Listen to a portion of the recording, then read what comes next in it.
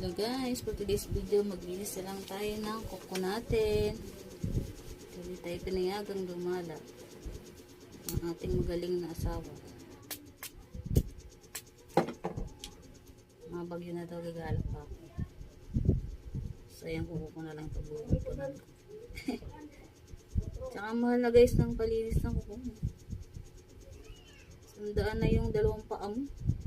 Saglit lang, parang kinalkala yung paa mo, sandaan agad.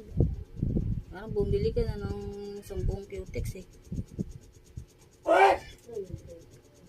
Bumili ka na lang ng cutex, tagal-tagal mo pa kung maglalagay, diba? Tapos, ang iba dyan, mga cutex nila, tanda ng bayad mo, pero madali siya matanggal.